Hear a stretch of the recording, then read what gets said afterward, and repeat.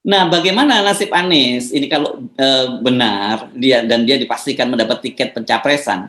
Sebagaimana saya sampaikan di konten sebelumnya, konten kemarin ya, peluang Anies menjadi presiden itu saat ini sangat besar. Apalagi bila dia mendapat pasangan cawapres yang tepat gitu ya. Cawapres yang bisa menutupi kekurangannya. Misalnya apakah tadi disebutkan ada nama Andika, ada nama Khofifah Indar Parawansa atau calon lain lah begitu ya. Tapi saya kira Ridwan Kamil tidak masuk dalam hitungan ini ya, karena ini faktor pertimbangan pertimbangan pemilihnya ya, basisnya Anies pasti harus mencari calon yang kuat di kawasan Jawa Tengah dan Jawa Timur ini. Nah, kemarin kita sudah bahas hasil survei CSIS di kalangan pemilih muda yang jumlahnya itu hampir 60%. Dan dari simulasi itu, meskipun nama Ganjar Pranowo dinyatakan masih tetap yang paling populer, tapi kalau head to head, itu Anies Baswedan maupun lawan Ganjar Pranowo, maupun lawan Prabowo, dia itu akan menang. Tinggal hambatannya bagi Anies gitu, ini sekarang ini apakah rezim penguasa, kalau betul dia kemudian dapat tiket, masih berani main kayu dengan menghambat Anies melalui penerbitan sprindik, itu atau dijadikan tersangka lah dalam gelaran penyelenggaraan Formula E.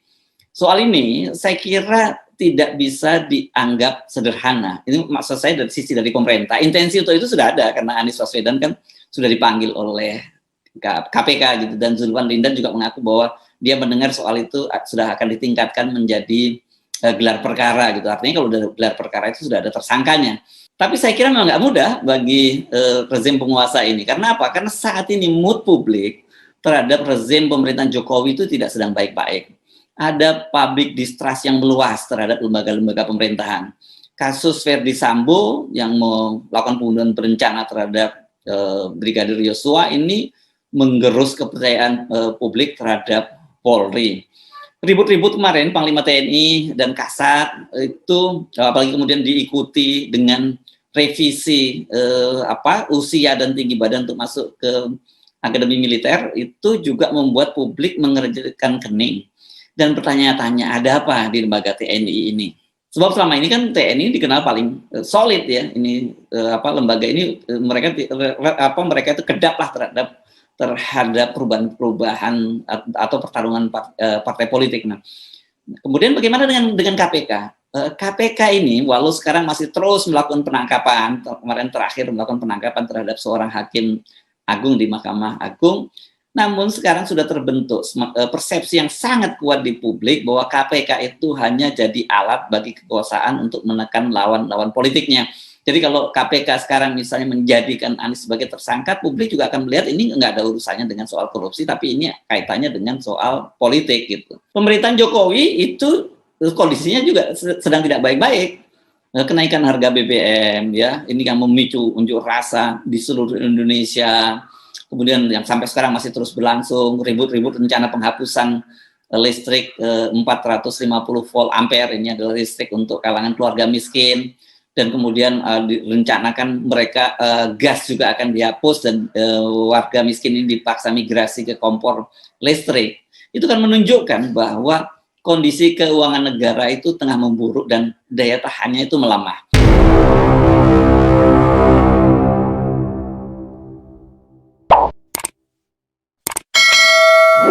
Assalamualaikum warahmatullahi wabarakatuh. Kembali berjumpa dengan saya, Hersy Bunarif dari Forum News Network. Akhirnya Partai Nasdem, PKS, dan Demokrat mencapai kata sepakat. Mereka dipastikan akan berkoalisi mengusung Anies Baswedan sebagai calon presiden pada Pilpres 2024. Kepastian itu disampaikan oleh politisi Nasdem Zulfan Lindan. Jadi soal capres pokoknya sudah selesai. Anies Baswedan capres Partai Nasdem, PKS, dan Partai Demokrat. Sudah 99% itu ujar Zulfan Lindan hari Selasa kemarin ya. Soal siapa yang akan mendampingi Anies Baswedan, Zulfan menyatakan soal itu masih dibahas. Namun bila sebelum tanggal 10 November sudah dicapai kata sepakat, maka akan diumumkan bersamaan dengan pengumuman pencapresan Anies Baswedan. Soal pengumuman koalisi Nasdem, PKS, dan Demokrat sekaligus pencapresan Anies Baswedan itu juga dibenarkan oleh Bendahara Umum Partai Nasdem Ahmad Sahroni. Ya nanti diumumkan babi gue. Itu kata Sahroni merujuk nama Ketua Umum Partai Nasdem Surya Paloh. Pernyataan dua politisi Partai Nasdem itu saya kira ini merupakan berita besar dan juga langkah maju di tengah tanda tanya besar. Apakah tiga partai tersebut itu bisa mencapai kesepakatan soal siapa yang akan mereka usung sebagai calon presiden. Sebelumnya Wakil Ketua Umum Nasdem Ahmad Ali mengakui kesepakatan koalisi itu, membentuk koalisi itu tidak semudah membalik telapak tangan.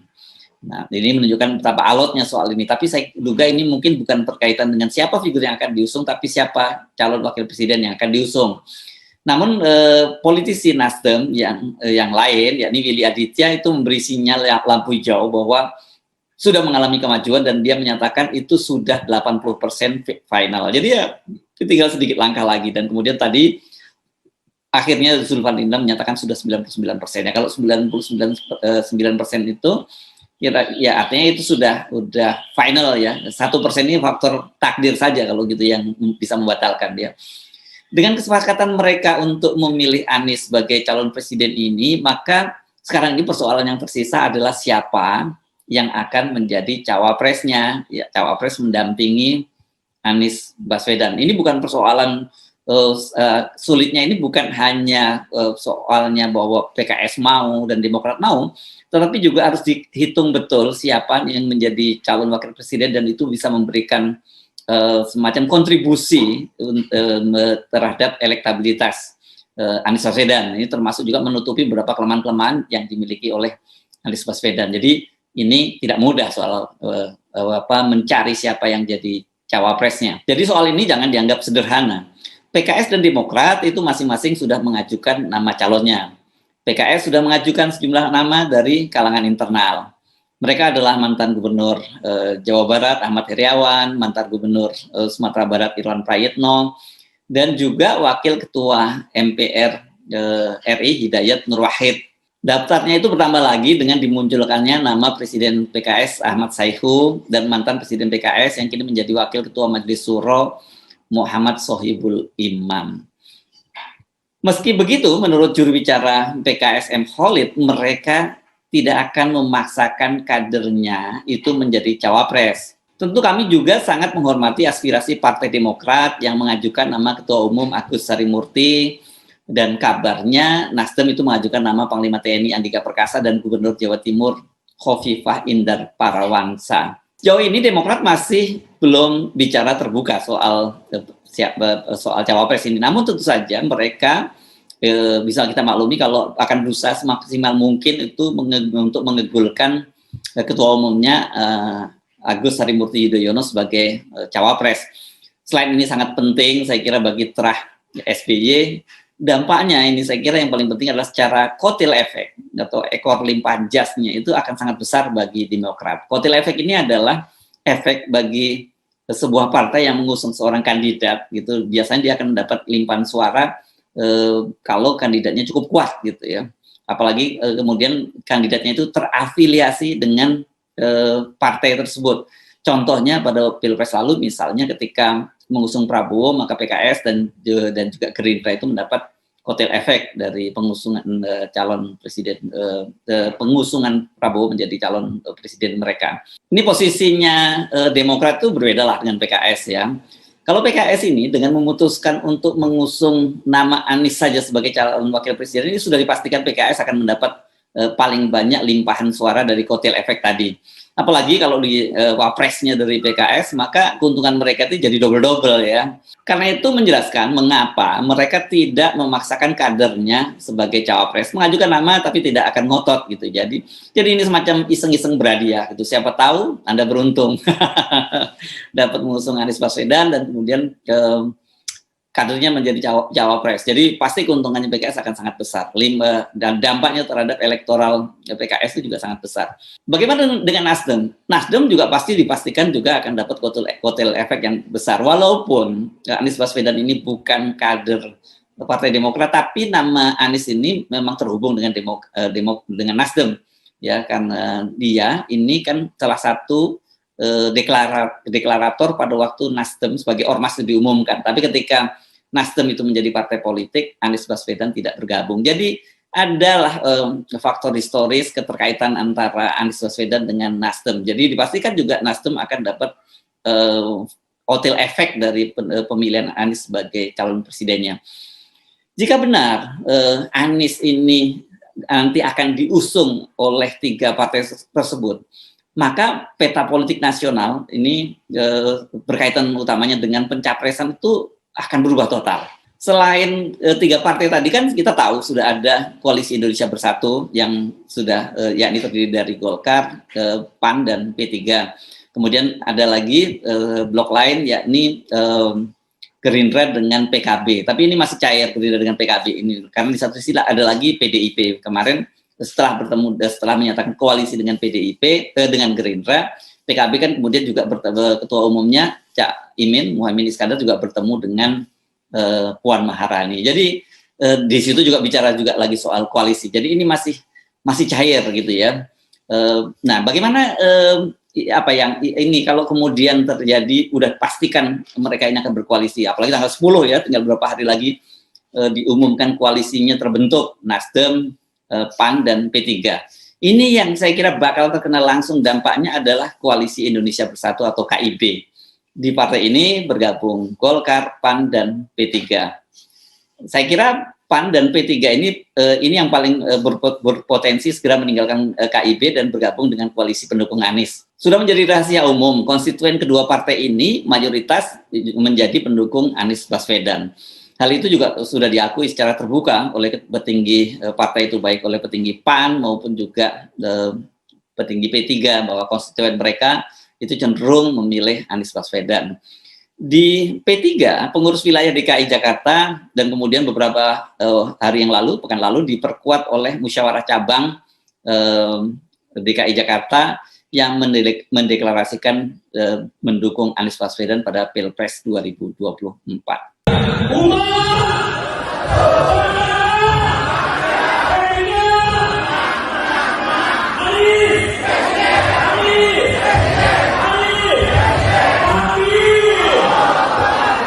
Situasi ini pasti sangat dilematis, terutama bagi elit politik PAN dan P3. Di satu sisi, mereka ini, kan kita tahu lah, ini yang saya selalu sebut sebagai koalisi kawin paksa, gitu. Karena apa? Karena para petingginya ini tersandra beberapa kepentingan politik dan juga masalah hukum oleh pemerintahan Jokowi. Jadi, mau nggak mau mereka nurut harus membentuk Koalisi Indonesia Bersatu. Tapi di sisi lain, itu mereka juga harus berhitung secara serius ya, bila mereka tetap ngotot bertahan di Koalisi Indonesia Bersatu dan kemudian mengusung siapa yang akan diusung calonnya, apakah Pak Jokowi sebagai cawapresnya Prabowo atau kemudian mengusung Ganjar Pranowo misalnya sebagai proksi dari Pak Jokowi. Kita belum tahu berpasangan dengan siapa, mungkin dengan Erick Thohir atau dengan siapa gitu nantinya ya. Bila itu terjadi, maka sesungguhnya siapapun yang akan diusung oleh KIB itu, Koalisi Indonesia Bersatu itu juga akan rugi karena mereka hanya mendapat semacam tiket kosong saja, nggak ada gerbongnya, itu nggak ada penumpangnya ya. Dapat karena 3 partai ini sudah memenuhi syarat untuk mengajukan pasangan sendiri capres dan cawapres, tapi para pemilihnya tidak ada karena menyeberang ke kubu Anies. Nah, tetapi bagi PAN dan P3 kalau mereka tetap bertahan di KIB dan mengusung calon lain di luar Anies, itu mereka juga bisa ditinggalkan oleh para pemilihnya. Dan yang serius lagi itu mereka bisa terancam tidak akan lolos parliamentary threshold pada pemilu 2024. Yang jelas-jelas langsung terancam ini P3 karena sekarang pun suaranya kan hanya 4, sekian persen gitu ya, di atas ambang batas lolos parliamentary threshold. Sementara PAN juga ini terancam suaranya juga digerogoti oleh Partai Umat, ini partai yang dibesut oleh Pak Amin, dan kelihatannya hampir dipastikan kalau Anies Baswedan ini maju pada Pilpres 2024, umat juga tidak akan ada pilihan, pasti akan mendukung Anies Baswedan. Nah, bagaimana nasib Anies ini kalau benar dia dipastikan mendapat tiket pencapresan? Sebagaimana saya sampaikan di konten sebelumnya, konten kemarin ya, peluang Anies menjadi presiden itu saat ini sangat besar. Apalagi bila dia mendapat pasangan cawapres yang tepat gitu ya. Cawapres yang bisa menutupi kekurangannya, misalnya apakah tadi disebutkan ada nama Andika, ada nama Khofifah Indar Parawangsa atau calon lain lah begitu ya. Tapi saya kira Ridwan Kamil tidak masuk dalam hitungan ini ya, karena ini faktor pertimbangan pertimbangan pemilihnya ya, basisnya Anies pasti harus mencari calon yang kuat di kawasan Jawa Tengah dan Jawa Timur ini. Nah, kemarin kita sudah bahas hasil survei CSIS di kalangan pemilih muda yang jumlahnya itu hampir 60%. Dan dari simulasi itu, meskipun nama Ganjar Pranowo dinyatakan masih tetap yang paling populer, tapi kalau head to head, itu Anies Baswedan maupun lawan Ganjar Pranowo, maupun lawan Prabowo, itu akan menang. Tinggal hambatannya bagi Anies gitu, ini sekarang ini apakah rezim penguasa, kalau betul dia kemudian dapat tiket, masih berani main kayu dengan menghambat Anies melalui penerbitan sprindik, itu atau dijadikan tersangka lah dalam gelaran penyelenggaraan Formula E. Soal ini saya kira tidak bisa dianggap sederhana. Ini maksud saya dari sisi dari pemerintah. Intensi untuk itu sudah ada karena Anies Baswedan kan sudah dipanggil oleh KPK gitu, dan Zulfan Lindan juga mengaku bahwa dia mendengar soal itu sudah akan ditingkatkan menjadi gelar perkara gitu. Artinya kalau dari gelar perkara itu sudah ada tersangkanya. Tapi saya kira memang nggak mudah bagi rezim penguasa ini. Karena apa? Karena saat ini mood publik terhadap rezim pemerintahan Jokowi itu tidak sedang baik-baik. Ada public distrust yang meluas terhadap lembaga-lembaga pemerintahan. Kasus Verdi Sambo yang melakukan pembunuhan berencana terhadap Brigadir Yosua ini menggerus kepercayaan publik terhadap Polri. Ribut-ribut kemarin Panglima TNI dan Kasat itu apalagi kemudian diikuti dengan revisi usia dan tinggi badan untuk masuk ke Akademi Militer, itu juga membuat publik mengerjakan kening dan bertanya-tanya ada apa di lembaga TNI ini. Sebab selama ini kan TNI dikenal paling solid ya. Ini lembaga ini mereka itu kedap lah terhadap perubahan atau pertarungan partai politik. Nah, kemudian bagaimana dengan KPK? KPK ini walau sekarang masih terus melakukan penangkapan, kemarin terakhir melakukan penangkapan terhadap seorang hakim agung di Mahkamah Agung, namun sekarang sudah terbentuk persepsi yang sangat kuat di publik bahwa KPK itu hanya jadi alat bagi kekuasaan untuk menekan lawan-lawan politiknya. Jadi kalau KPK sekarang misalnya menjadikan Anies sebagai tersangka, publik juga akan melihat ini nggak ada urusannya dengan soal korupsi, tapi ini kaitannya dengan soal politik gitu. Pemerintahan Jokowi itu kondisinya juga sedang tidak baik-baik. Kenaikan harga BBM ya, ini yang memicu unjuk rasa di seluruh Indonesia. Kemudian yang sampai sekarang masih terus berlangsung, ribut-ribut rencana penghapusan listrik 450 volt ampere, ini adalah listrik untuk kalangan keluarga miskin. Dan kemudian direncanakan mereka gas juga akan dihapus dan warga miskin ini dipaksa migrasi ke kompor listrik. Itu kan menunjukkan bahwa kondisi keuangan negara itu tengah memburuk dan daya tahannya itu melemah. Nilai rupiah terus melemah terhadap dolar, masih terus bertengger di atas 1.500, bahkan kemarin sempat menyentuh masih bertengger terus di angka 15.000, dan bahkan kemarin itu menyentuh level 15.200.